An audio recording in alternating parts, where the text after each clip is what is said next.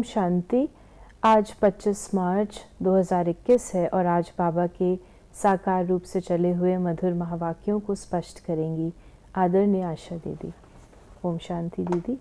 बाबा ने कहा, मीठे बच्चे, जैसे बाप का पाठ है सर्व का कल्याण करना, ऐसे बाप समान कल्याणकारी बनो, अपना और सर्व का कल्याण करो। शिव बाबा का जो नाम है उस नाम का अर्थ ही है कल्याणकारी। तो बाबा कहते हैं जैसे मैं हूँ तुम मेरे बच्चे हो तो तुम भी वैसे ही हो। अब कल्याणकारी के लिए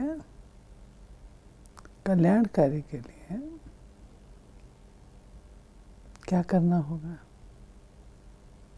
खुद का भी कल्याण हो, दूसरों का भी हो। कल्याण दो प्रकार से होता है।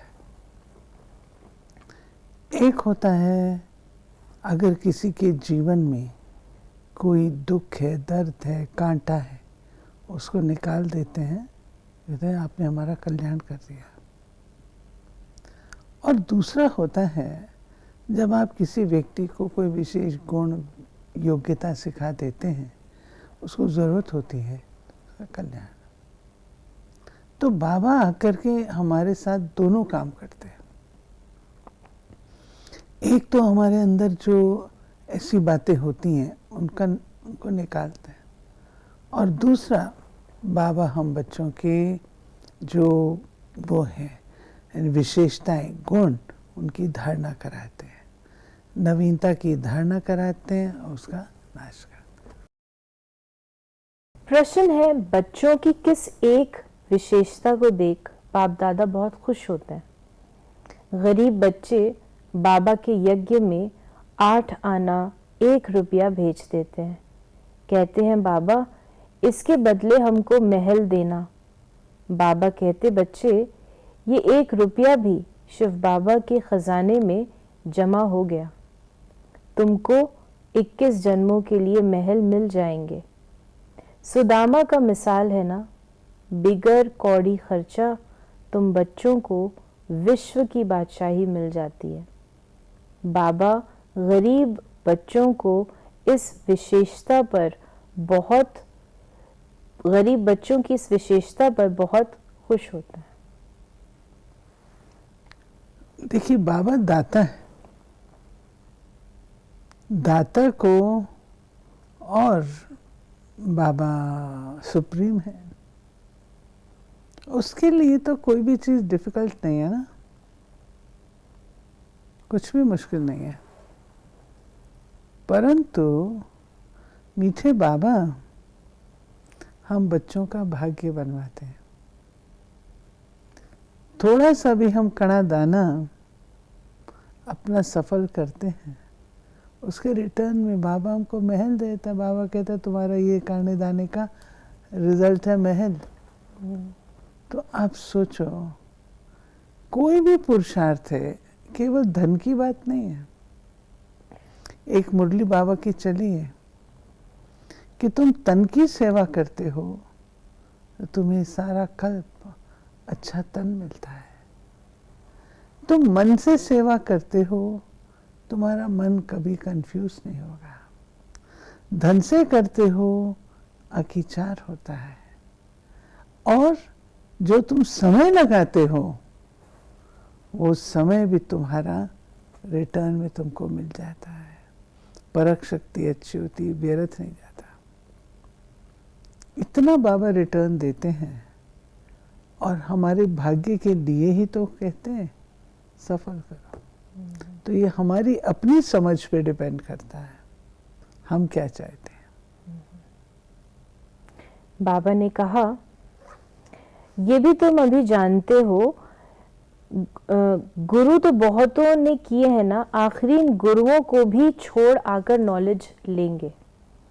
तुमको भी अभी ये नॉलेज मिली है। जानते हो, पहले अज्ञानी थे, सृष्टि का चक्र कैसे फिरता है, शिव बाबा, ब्रह्मा, विष्णु, शंकर कौन है, ये कुछ भी नहीं जानते थे, अब मालूम पड़ा है। ब्रह्मा, विष्णु, शंकर केवल हम महिमा गाते रहे, त्रिदेव त्रिदेव रचयिता त्रिमूर्ति। लेकिन अब हमको पता पड़ा है कि जब शिव बाबा आते हैं तो शिव बाबा आकर के साथ साथ सूक्ष्म वतन की रचना करते हैं। आप कोई नया बनाते नहीं है। जैसे आपका घर बहुत बड़ा हो तो आप क्या करते हैं, कुछ रूम्स आप बंद कर देते हैं, जब ज़रूरत पड़ती तभी खोलते हैं, गेस्ट आते तब खोलते हैं। तो संगम युग पर बाबा सूक्ष्म वतन की रचना रचते हैं, जिसमें ब्रह्मा विष्णु शंकर का निवास। ब्रह्मापुरी अलग है, विष्णुपुरी अलग है, शंकरपुरी अलग है। तो ब्रह्मा क्योंकि इस सृष्टि के हैं, तो सबसे पहले यहाँ से धरती से पहले ब्रह्मापुरी समीप है, और ब्रह्मा वहाँ पर सूक्ष्म ब्रह्मा है, संपूर्ण ब्रह्मा। वो 4 वेद 18 पुराण हाथ में ले वो वाले नहीं, वो भक्ति है, सिंबॉलिक। उसके बाद विष्णु जी हैं। अब विष्णु जी तो 4 हाथ वाले हैं, 4 हाथ वाले मनुष्य तो यहाँ है ही नहीं है, तो वो भी सिंबॉलिक है। और फिर शंकर जी हैं। अब शंकर जी तपस्या में बैठे हैं। अब वहाँ पे तपस्या क्यों कर रहे हैं, किसके लिए कर रहे हैं, वो भी सिंबॉलिक है। तो बाबा कहता है कि अब तुम बच्चों को ये ज्ञान हुआ कि ब्रह्मा के द्वारा शिव बाबा नई दैवी सृष्टि की स्थापना करते हैं, विष्णु जी के द्वारा नई दैवी सृष्टि की पालना कर्तव्य करते हैं। पालना कैसे करते हैं? 4 अलंकारों के द्वारा। सबसे पहले चक्र है, स्वदर्शन चक्र, अपने आप को देखना है। उसके बाद है चक्र शंख, ज्ञान की ध्वनि करनी है। फिर गदा भी है। अब गदा हथियार क्यों दे दिया भाई? वो ज्ञान की गदा है। जैसे गदा से कूट कूट के मारा जाता है ना, ऐसे ज्ञान को कूट कूट के जीवन में धारण करना है और 5 विकारों का नाश करना है। तो ज्ञान की गदा दिखा दी। और फिर उसके बाद है कमल का फूल। तो जब प्योरिटी ऑफ थॉट सुदर्शन चक्र, प्योरिटी ऑफ स्पीच शंख, प्योरिटी ऑफ एक्शन गदा, एंड प्योरिटी ऑफ लाइफ कमल का फूल। तो ऐसा जीवन बनाना, पालना करना, जो ज्ञान हम सुनते उसकी पालना करना ये 4 अलंकारों द्वारा होती है। फिर शंकर जी के स्वरूप को जो दिखाया गया वो बिना वस्त्र के दिखाए गए हैं। बिना वस्त्र के क्यों? बॉडीलेस। ये हमारी अशरीरी अवस्था, योग युक्त स्थिति, वैराग्य वृत्ति, उसकी निशानी। तो हमको ऐसा योग लगाना है, तपस्वी बनना है, ये बात दिखाई, जिससे विकर्मों का नाश करना है। और एक बात और भी है, शंकर जी का जो घर है वो परम धाम के नजदीक है। क्यों? क्योंकि वो इस सृष्टि पर नहीं आते, सूक्ष्म वतन तक ही रहते हैं। तो ये सारी गूढ़ बातें बाबा ने हमें बताई हैं। बाबा कहते हैं तुम जानते हो आगे हम क्या थे, अब क्या बने हैं। बुद्धि में सारा चक्र आ गया। शुरू में थोड़ी समझते थे, दिन प्रतिदिन ज्ञान का तीसरा नेत्र अच्छी तरह खुलता जाता है। ज्ञान का तीसरा नेत्र बाबा कहते हैं अच्छी तरह खोलना, माना जो बात जो है जैसी उसको वैसा समझना, आंखें मीटना नहीं, ज्ञान से सब कुछ देखो। बाबा ने कल्याणकारी बनाया है तो अपना भी कल्याण करना है और औरों का भी करना है। बाप कहते हैं तुम फलाने सेंटर पर जाओ, जाकर सर्विस करो। एक जगह बैठ सर्विस नहीं करनी है। जितना जो होशियार है उतना उनको शौक होता है जाकर हम सर्विस करें, फलाना नया सेंटर खुला है। ये तो बच्चे जानते हैं कौन कौन सर्विसेबल हैं, कौन कौन आज्ञाकारी, वफादार, फरमान बरदार हैं। अज्ञान काल में भी कपूत बच्चे पर बाप नाराज होते हैं। ये तो बेहद का बाप कहते हैं। मैं बिल्कुल साधारण रीति समझाता हूँ, इसमें डरने की बात नहीं है, श्राप या नाराज होने की बात नहीं है। तो इस प्रकार बाबा ने कहा कि बाप समझाते हैं क्यों नहीं अच्छी सर्विस पर अपना भी और दूसरों का भी कल्याण करते। बाबा कहता है कि जब मैं तुमको समझाता हूँ, ज्ञान का तीसरा नेत्र देता हूँ, तो उसको खुला रखो, समझो, बंद नहीं करो। और ज्ञान है अपनाने के लिए, सुनने सुनाने के लिए नहीं है। इट्स ए पिटी, हम ज्ञान सुनते और फट से सुना देते हैं। जो बीच की स्टेज है अपनाना, वो नहीं करते हैं। ये बाबा हाईलाइट कर रहे हैं कि ज्ञान को जीवन में अपनाओ। बाबा ने कहा ये भी जानते हो दुनिया में पिछाड़ी में बहुत हंगामा होना है।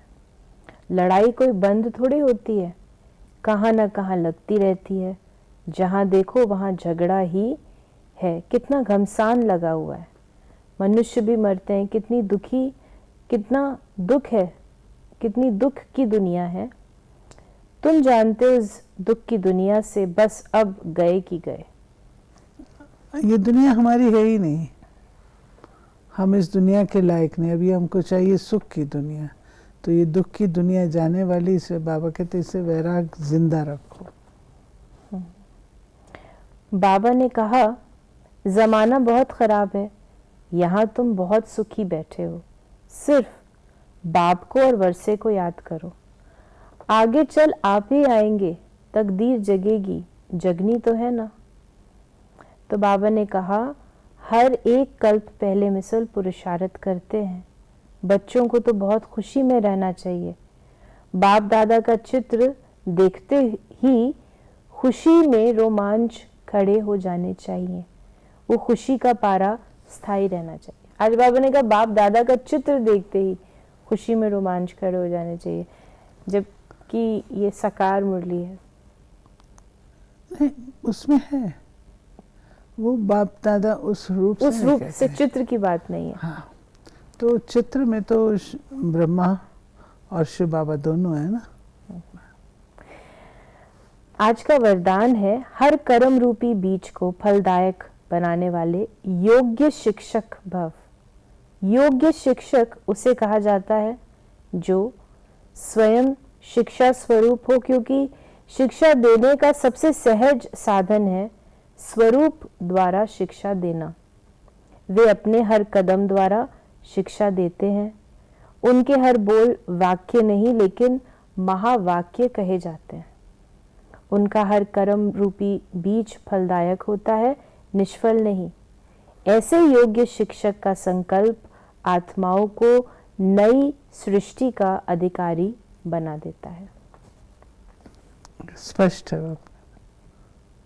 स्लोगन है मन मनाभव की स्थिति में रहो तो अलौकिक सुख व मन रस स्थिति का अनुभव करेंगे। मन मनाभव वो स्थिति है जब हमारा मन शिव बाबा में रम जाता है। ऐसे कहीं हमारी सोच शिव बाबा की सोच जैसी हो जाती है। हमारा मन का अनुभव बाबा में समा जाता है, तो वो जो मन मनाभव स्थिति है वो मन दुरुस्त की निशानी है। यानी जितना हमारा मन दुरुस्त होगा उतना ही वो मन मनाभव लगेगा। तो ये थे बाबा के आज के महावाक्यों का स्पष्टीकरण। यदि आपके अंदर भी कोई सवाल है इस मुरली से संबंधित तो आप उसे अवश्य हम तक पहुंचाएं 8826599309 पर। ओम शांति।